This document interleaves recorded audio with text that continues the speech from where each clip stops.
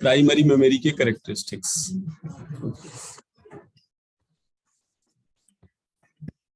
तो कैरेक्टरिस्टिक्स क्या समझने के लिए आसान है, कोई ऐसी दिक्कत नहीं है।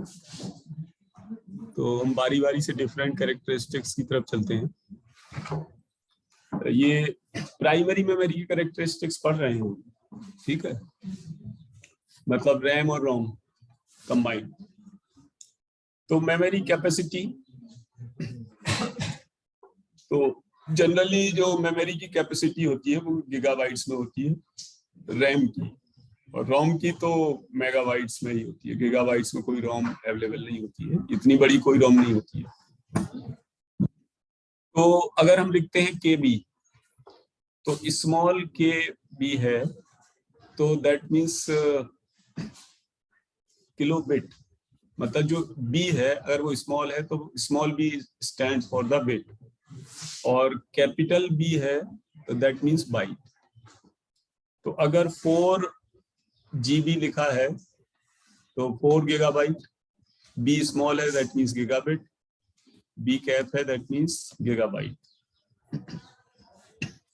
तो मेमोरी को दो हम मेन फीचर से कैरेक्टराइज करते हैं इसमें, मतलब स्पेसिफाई करते हैं कि मेमोरी में कितने वर्ड्स हैं और हर एक वर्ड में कितनी बिट्स या बाइट्स हैं।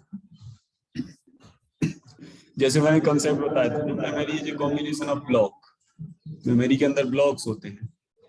जैसे ये कॉलेज है, कॉलेज के अंदर क्लासरूम है, क्लासरूम के अंदर बेंचेस हैं, बेंचेस के अंदर पर्टिकुलर स्टूडेंट बैठे हैं। तो memory have the blocks, block is the combination of words and word is the combination of bytes. Okay, तो बिट और बाइट का एब्रिविएशन स्मॉल बी और कैपिटल बी है, तो एवरीवन नोज।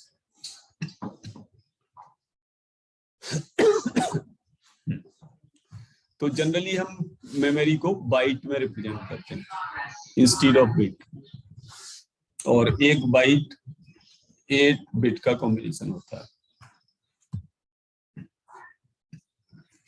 तो जो मॉडर्न सिस्टम में, ये फैन बंद कर दिए जाए, गर्मी लग रही है, ठीक। तो मॉडर्न कंप्यूटर सिस्टम में जो हमारे पर्सनल कंप्यूटर होते हैं उसमें रैम की साइज जनरली 2 GB से लेके 8 GB तक आती है आज के टाइम में, और year by year random access memory size goes on. Kilo mega and gigabyte का कंसेप्ट मालूम ही है सबको। स्पीकर खुला है क्या किसी का? 1 किलो बाइट मीन्स कितना होता है? 2 raised to the power 10. 2 raised to the power 10 is 1 kilobyte. 1 megabyte कितना होता है? 1 megabyte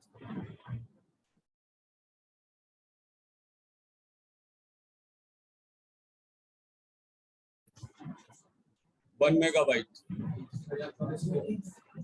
2 raised to the power 20. 1 megabyte equals to 2 raised to the power 10 kilobytes, ठीक है। और 2 raised to the power 10 kilobyte कितना हो गया? 2 raised to the power 20 bytes, क्योंकि केबी में इसे मल्टीप्लाई करोगे तो 2 raised to the power 10 into 2 raised to the power 10, यही तो हुआ 1 मेगाबाइट। तो ये हो गया 2 raised to the power 20। इसी तरह 1 gigabyte means 2 raised to the power 30 bytes. 1 terabyte means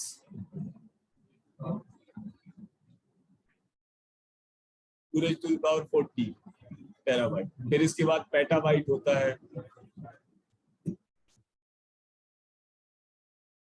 ये इसके यूनिट यहाँ लिखे हुए हैं, किलो, मेगा और गीगा।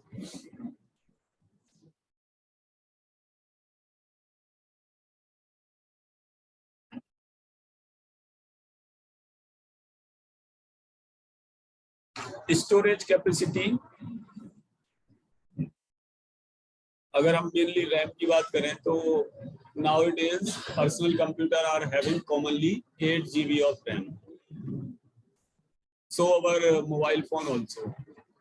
अगर एप्पल आईफोन वगैरह छोड़ दिए जाए तो जो हमारा जनरल स्मार्टफोन है उनमें 8 GB तक रैम जनरली आ रही है. ठीक है, और ये रफली दुगनी हो जाती है 2-3 साल में, क्योंकि तुम लोगों ने भी पहले 1 GB के मोबाइल्स पहले यूज किए होंगे, 1 GB मेमोरी से कम वाले भी यूज किए होंगे.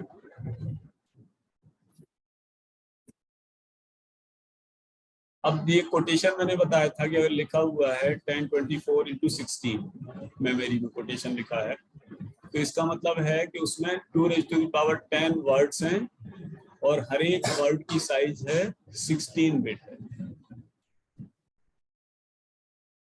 ठीक है, तो इसी तरह सभी का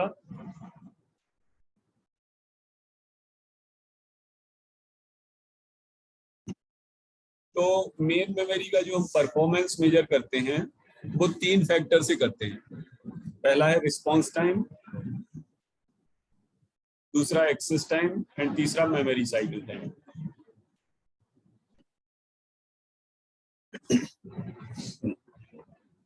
एक्सेस टाइम ये डिनोट करता है कि उस मेमोरी को एक्सेस रिट्राइव करने के लिए कितना टाइम लगेगा. Use don't talk.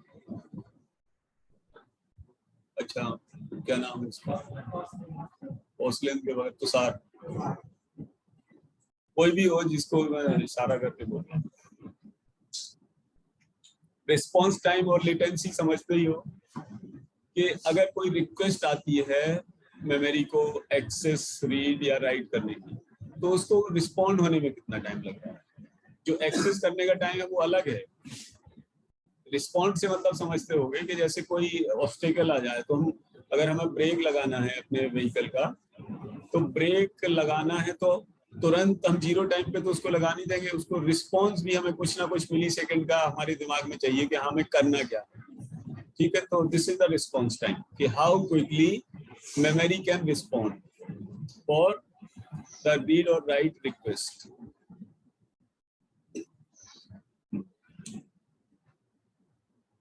मतलब ये है कि अगर 2 सक्सेसिव रीड या राइट, एक रीड एक राइट होना है, तो एक रीड के बाद जो दूसरा रीड होगा उसमें जो गैप होगा रिस्पॉन्स का वो 0 नहीं होगा. मेमोरी को अगले ऑपरेशन के लिए कुछ ना कुछ फिर एक रिस्पॉन्स टाइम कंज्यूम करना पड़ेगा. एक्सेस टाइम अभी लोग बेटर समझते हैं कि उसको रिट्राइव एक्सेस करने के लिए जो टाइम लग रहा है. ठीक है,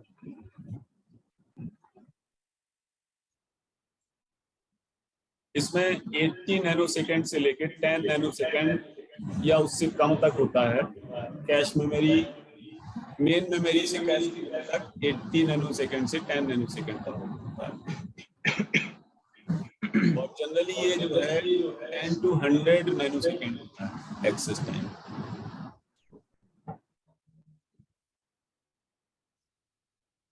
एक्सेस टाइम को अफेक्ट करने वाले फैक्टर्स कौन कौन से हैं. तो पहला फैक्टर तो ये है कि जो हमारी मेमोरी है, ये memory that is the combination of different chips. RAM को तुमने देखा होगा, पतली सी स्ट्रिप होती है जो मदरबोर्ड में फिक्स होती है, तो उसमें बारीक बारीक 7 या 8 चिप होती है. तो एक्सेस टाइम इस पर भी डिपेंड करता है कि इंफॉर्मेशन रिट्राइव कर रहे हैं जहाँ से या जिस लोकेशन पर राइट कर रहे हैं वो आउट ऑफ चिप किस चिप में से लोकेटेड है. ठीक है, वही कंसेप्ट है कि जैसे अगर हमें किसी स्टूडेंट को लोकेट करना है तो 3-4 क्लासरूम, तो पहले तो ये सिलेक्ट करना पड़ेगा किस क्लासरूम में फिर किस बेंच पे है. तो similar is the situation over here. दूसरा जो फैक्टर है वो प्रोसेसर से बस से होकर मेमोरी सिस्टम में जो रिक्वेस्ट फॉरवर्ड होती है. ठीक है, क्योंकि मेमोरी जब रीड या राइट होगी तो रिक्वेस्ट प्रोसेसर से ही जाएगा, प्रोसेसर से ही एड्रेस जनरेट होगा वो वाला. MER के थ्रू एड्रेस या डेटा बस से एड्रेस वो फ्लो होकर फिर मेमोरी इंटरेक्ट होगी. तो इस बात पे भी डिपेंड करता है कि प्रोसेसर से बस से मेमोरी तक जाने में कितना टाइम लग रहा है।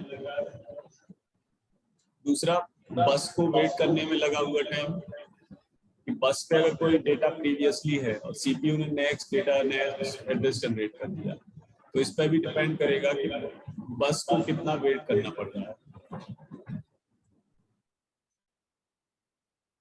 फिर तीसरा है memory cycle time. Memory cycle time means कि दो ऑपरेशन के बीच, दो लगातार ऑपरेशन के बीच, यानी रिक्वेस्ट के बीच का टाइम, वो memory cycle time. Data transfer rate, it's easy to understand कि जिस रेट से हमारा डेटा ट्रांसफर हो रहा है, और डेटा ट्रांसफर रेट जो है हमारा बाइट पर सेकेंड, इसमें क्या है कि एक्चुअली नैनो सेकेंड पर बाइट लिखा है, उसको बाइट पर सेकेंड मान के पढ़ो कि कितना बाइट पर सेकेंड ट्रांसफर हो रहा है पर यूनिट टाइम। मेमोरी का जो इम्प्लीमेंटेशन है, ठीक है, मेन मेमोरी का, उसके लिए integrated circuit semiconductor IC use होती है, और स्टैटिक के लिए फ्लिप फ्लॉप भी यूज होता है, अभी हम डिस्कस करेंगे। जो स्लो रैम की बात कर रहे हैं, जो नॉर्मल हमारी मेन मेमोरी है, ये स्पीकर ओपन है क्या किसी का, साउंड रिफ्लेक्ट होता है, तो माइक्रोचिप के फॉर्म में होता है सेमीकंडक्टर टेक्नोलॉजी के साथ, तो इस वजह से इसको सेमीकंडक्टर मेमोरी भी बोलते हैं।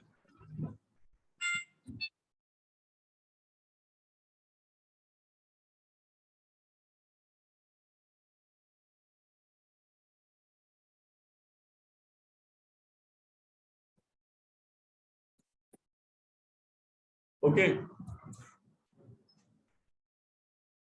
मेमोरी सेल मैंने प्रीवियस लेक्चर में बताया था कि जो इंडिविजुअल सेल है, और सेल का मतलब कि एक बिट से होता है हमारा, एक सेल हमारा एक बिट रिप्रेजेंट करती है, जो स्मॉलेस्ट यूनिट हो सकता है मेमोरी का, वो एक सेल है।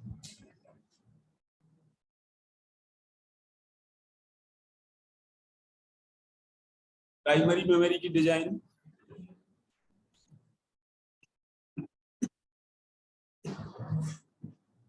तो इसके लिए हमारा क्या है, bipolar transistor, metal oxide semiconductor, MOS technology. MOS तुम लोग पढ़ चुके होगे फर्स्ट ईयर में या सेकंड ईयर में, डिजिटल इलेक्ट्रॉनिक्स या इलेक्ट्रिकल कहीं ना कहीं पढ़ा होगा, ठीक है, तो वो इसके लिए डिजाइन के लिए यूज होता है,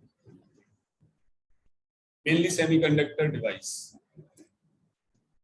अब प्राइमरी मेमोरी के टाइप्स तो सभी लोग जानते हो कि दो टाइप की होती है, random access memory and read only memory. RAM हमारी वोलेटाइल है और have the sufficient high capacity for storage, जबकि ROM is non volatile, whatever is written inside the ROM that will become fixed, permanent, जब तक वो corrupt नहीं हो जाएगी रोम, तब तक वो इंफॉर्मेशन उसमें स्टोर रहेगा। कभी कभी तुमने देखा होगा कि मदरबोर्ड सडनली स्टॉप्स वर्किंग, मतलब कंप्यूटर में डिस्प्ले में कुछ नहीं आता, तो this is because of the कि रैम हमारी या तो करप्ट है या डर्टी हो गई है, रैम को निकाल के हम साफ कर देते हैं तो भी हमारा चलने लगता है सिस्टम, उसके बाद भी नहीं चलता है तो मदरबोर्ड की बैटरी वगैरह को चेक करते हैं, उसके बाद भी अगर कोई प्रॉब्लम है तो दैट मींस मदरबोर्ड की कोई रोम फ्यूज हो गई है या करप्ट हो गई है, और वो सब कुछ सही है तो फिर प्रोसेसर हमारा खराब हो सकता है। अदरवाइज प्रोसेसर क्या है, अनलेस अदरवाइज की जनरली हमारा खराब नहीं होता, बिकॉज वो स्मॉल जो चिप होती है उसके ऊपर फैन इसलिए लगाया जाता है so that the heat generated will be balanced by using the sufficient fan जो उसके ऊपर फिक्स होता है।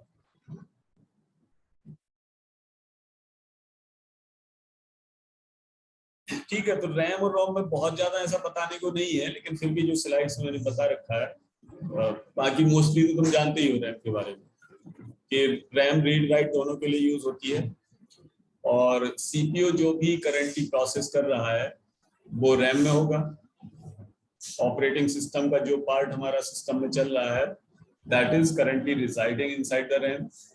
अगर हम कोई ऐसा प्रोग्राम रन करा रहे हैं, ऐसा कोई सॉफ्टवेयर चला रहे हैं जिसके लिए रैम में ऑपरेटिंग सिस्टम की फाइल नहीं, तो it will wait for some time. Hard disk से ऑपरेटिंग सिस्टम का वो पोर्शन फिर रैम में लोड होगा और तब हमारा प्रोग्राम चलने लगेगा। कंप्यूटर अगर स्विच ऑफ कर दें तो रैम के जो कंटेंट्स हैं वो इरेज हो जाएंगे because it is the volatile memory.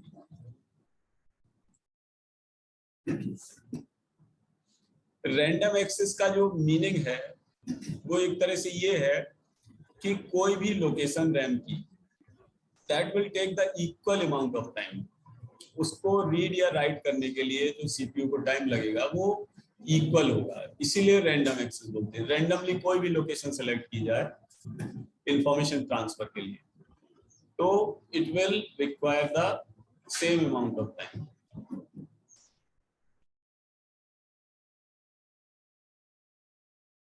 ठीक है, तो एनी रैंडम ऑर्डर में हम डेटा को रिट्राइव कर सकते हैं।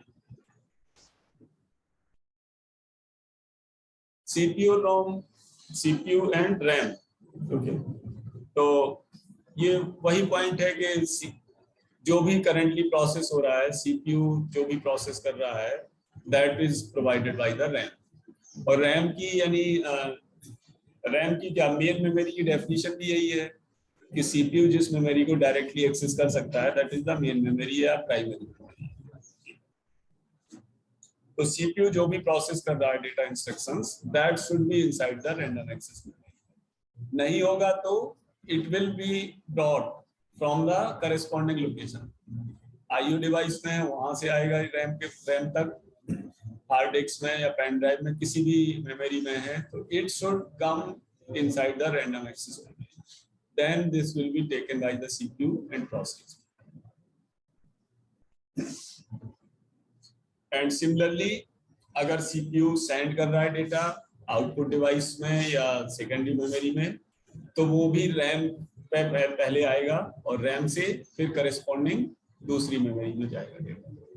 तो रैम एक तरह से ब्रिज का काम करेगा CPU एंड आउटसाइड वर्ल्ड के लिए, कि रैम के थ्रू ही मेमोरी सीपीयू के अंदर डेटा आना, चाहे हम कीबोर्ड से टाइप करें या कहीं से भी डेटा हमारा आए वो रैम में पहले लोकेशन में स्टोर होके फिर सीपीयू रजिस्टर में आएगा।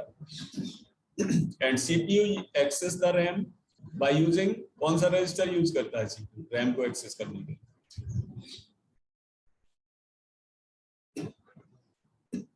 रैम को एक्सेस करने का मतलब सीपीयू एड्रेस को यूज करेगा रैम का। तो रैम का एड्रेस अगर राइट होना है रैम में तो भी उसका एड्रेस की रिक्वायरमेंट होगी और रीड होना है वहां से तो भी रिक्वायरमेंट होगी। तो ये एड्रेस किस रजिस्टर के थ्रू होता है? MAR। ठीक है, अब इतना ही नहीं तुम लिख पाए हो उसमें टेस्ट में, और जो एड्रेस MAR में है उस एड्रेस पर मेमोरी इंटरेक्ट होगी, फिर मेमोरी में जो डेटा मेमोरी से रीड होना है या मेमोरी में राइट होना है उसके लिए दूसरा रजिस्टर होता है। वो कौन सा होता है? MBR। MBR holds the data कि जो मेमोरी से रीड हुआ है या मेमोरी में राइट होना है, और मेमोरी से जो डेटा रीड होगा वो सबसे पहले MBR में ही आएगा, और MBR से अगर वो डेटा इंस्ट्रक्शन है तो IR में चला जाएगा, और डेटा अगर ऑपरेंड है वैल्यू है तो वो कहाँ जाएगा? General purpose register. MDR वही है, एक ही है। MDR एक ही है। किसी बुक में तुम्हें मेमोरी डेटा रजिस्टर लिखा मिलेगा, किसी में मेमोरी बफर रजिस्टर, किसी में डेटा रजिस्टर मिलेगा DR से। ठीक है,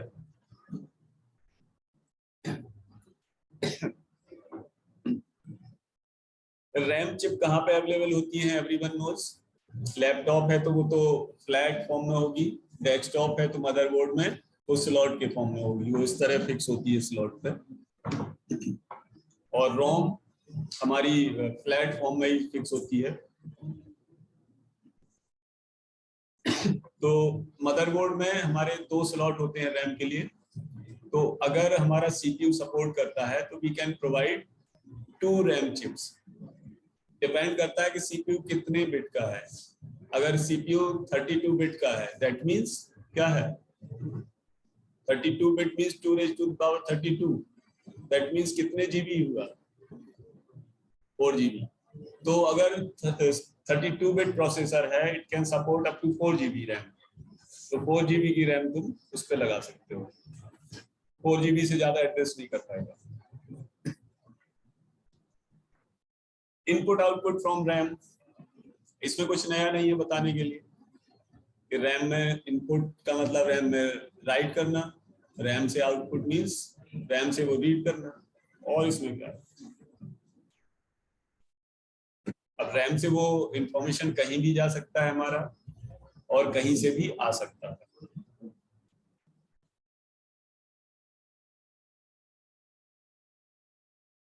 और जो फाइनल रिजल्ट है जैसे सीपीयू के अंदर, तो वो एएलयू ने प्रोसेस किया, एएलयू ने किसी रजिस्टर में पुट किया, और उस रजिस्टर से अब अगर हमने उस रजिस्टर से, एएलयू के रजिस्टर से फिर रैम में वो वापस राइट होगा।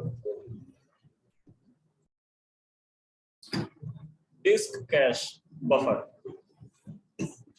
तो बफर के बारे में मैंने बताया भी था कि not only for the disk, but जितनी भी डिवाइसेस हैं, चाहे कीबोर्ड हो या रैम हो या मतलब कीबोर्ड हो या डिस्क हो, फ्लॉपी हो, कोई भी हो, सीडी हो, सभी के लिए एक रिजर्व एरिया होता है रैम के अंदर अलग अलग, वो उस पर्टिकुलर डिवाइस के लिए बफर एरिया की तरह काम करता है। ठीक है, it will work like the buffer, कि जब जैसे कीबोर्ड का बफर है, तो कीबोर्ड से जो हम वैल्यू टाइप करेंगे वो मेन मेमोरी के अंदर कीबोर्ड के बफर एरिया में स्टोर होगी, और उस एरिया से फिर वो वैल्यू रीड होके सीपीयू में जाएगी। इसी तरह मॉनिटर के लिए बफर होता है, प्रिंटर के लिए होता है, कि सीपीयू ने जो डेटा प्रोड्यूस किया, सपोज तुमने प्रिंट एफ स्टेटमेंट लिखा, या सपोज करो इस लैंग्वेज में कोई आउटपुट स्टेटमेंट लिखा, तो वो सीपीयू से रैम में उस डिवाइस के बफर में जाएगा, मॉनिटर के, और बफर से फिर वहां डिस्प्ले हो जाएगा। रैम साइज मैं बता चुका हूं, है ना, ये स्लाइड शायद रिपीट हो गई है।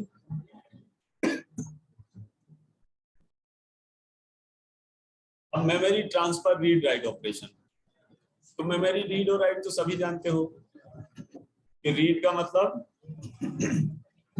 मेमोरी से दूसरी डिवाइस में डेटा को भेजना, और राइट का मतलब दूसरी डिवाइस से मेमोरी में भेजना। तो इसको डायग्रामेटिकली हम देख लेते हैं थोड़ा, कि रैम का और इसके बाहरी एनवायरनमेंट का जो कम्युनिकेशन होता है, उसके लिए इसमें 3 टाइप की लाइन होती है। डेटा इनपुट लाइन होती है, डेटा आउटपुट लाइन होती है, एड्रेस सिलेक्शन लाइन होती है, और कंट्रोल लाइंस होती है, जो डायरेक्शन और ट्रांसफर को शो करती है। तो डेटा इनपुट लाइन कौन सी है, जो डेटा को मेमोरी में इनपुट करने के लिए यूज होती है। ठीक है, डेटा आउटपुट लाइन जो मेमोरी से डेटा को मेमोरी से बाहर निकाल के दूसरी जगह पहुंचाना। तो इनपुट लाइन मेमोरी की तरफ होती है और आउटपुट लाइन मेमोरी से बाहर की तरफ, और इसके साथ उसमें कंट्रोल लाइंस होती है। ठीक है, एड्रेस सिलेक्शन लाइन, के मेमोरी के किसी वर्ड का एड्रेस सिलेक्ट करने के लिए एड्रेस सिलेक्शन लाइन होती है। इनपुट डेटा लाइन मतलब डेटा बस, जो डेटा लाइन की बात कर रहा हूं मैं, input data line, output data line, that is data bus. और एड्रेस बस भी मेमोरी में आएंगी, जैसे अगर 32 बिट का प्रोसेसर है, तो 32 बिट अगर अवेलेबल है, तो 32 बिट एक साथ किसी लोकेशन को सिलेक्ट करेगी मेमोरी, वो हमारी एड्रेस लाइंस होंगी। और चौथा होता है कंट्रोल लाइंस, जो रीड और राइट की यानी डायरेक्शन को शो करती है, कंट्रोल लाइंस। तो इसको डायग्रामेटिकली शो कर रखा है, ये दिख रहा है, रीडेबल है। तो ये रैम चिप है 2 raised to the power into 2 raised to the power n, नहीं k into n। मीन्स क्या है इसमें, कि n डेटा इनपुट लाइन होंगी, n डेटा आउटपुट लाइन, जितनी इनपुट लाइन होगी उतनी आउटपुट लाइन होगी। मतलब इसमें जो वर्ड साइज है वो n बिट का है, और k एड्रेस लाइंस है। 2 raised to the power k into n means 2 raised to the power k total words are there. Each word is having n bit of size. अरे यार तू एक ही लड़का है।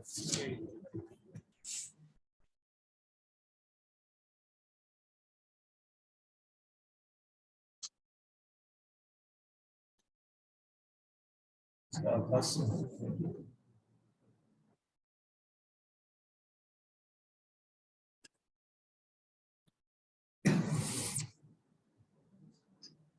ठीक है, तो आई थिंक ये डायग्राम से क्लियर होगा कि 2 raised to the power k क्या है यहाँ पे। 2 raised to the power k क्या चीज है? टोटल वर्ड्स या locations 2 raised to the power k, जिसको टोटल लोकेशंस अगर 2 raised to the power k है तो वी रिक्वायर के एड्रेस सिलेक्शन लाइंस। बार बार मैंने बताया। उसके बाद रीड और राइट ये कंट्रोल सिग्नल्स हैं। ठीक है, तो this diagram of RAM is clear I think. Readable है ना, ये छोटा लिखा हुआ है। ठीक, data address and selection lines, तो ये मैंने समझा दिया है तुम लोगों को। एंड डेटा इनपुट लाइंस हैं, तो n bit of data input हो सकता है, एन डेटा आउटपुट लाइंस हैं, उतना ही डेटा आउटपुट हो सकता है। और total location words 2 raised to the power k है, तो we require k address selection lines.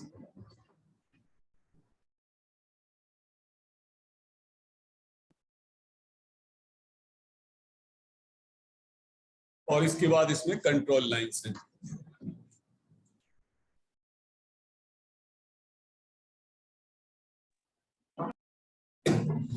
Read and write signals, ये अपने आप तुम पढ़ लो इसको।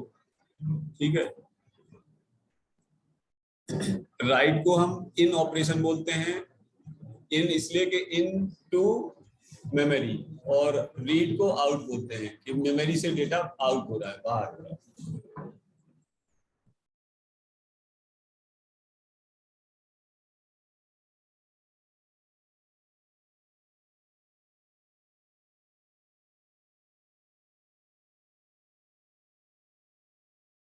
मेमोरी रीड को सिंबॉलिकली हम रिप्रेजेंट कर सकते हैं कि R1 इक्वल्स टू MAR। इसका मतलब है कि memory pointed by the MAR register, contents of memory pointed by MAR register will be copied inside the R1 register. This is the meaning.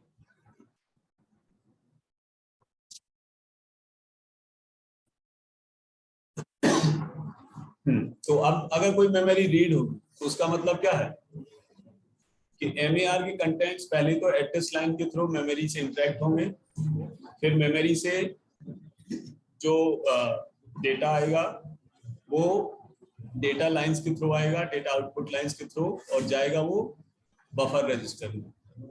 Buffer register से अब अगर ये इंस्ट्रक्शन है तो IR में चला जाएगा, और डेटा है वैल्यू है तो डेटा रजिस्टर।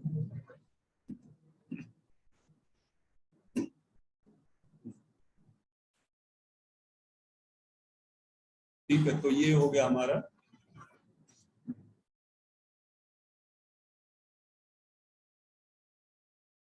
तो ये तो था मेमोरी रीड। अब है मेमोरी राइट। तो राइट का ऑपरेशन उल्टा है कि किसी रजिस्टर, CPU के अंदर किसी रजिस्टर से कंटेंट्स को मेमोरी में लाना। पहले तो MAR रजिस्टर वर्क करेगा, मेमोरी का वो एड्रेस सर्च करेगा, वो इंटरेक्ट करेगा किस एड्रेस पर राइट करना है। उसके बाद डेटा आएगा बफर रजिस्टर के थ्रू, डेटा इनपुट लाइंस के थ्रू जाएगा और मेमोरी में वो राइट हो जाएगा।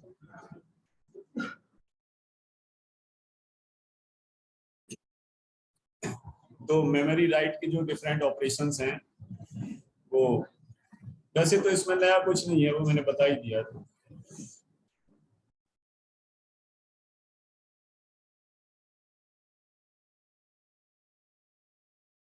तो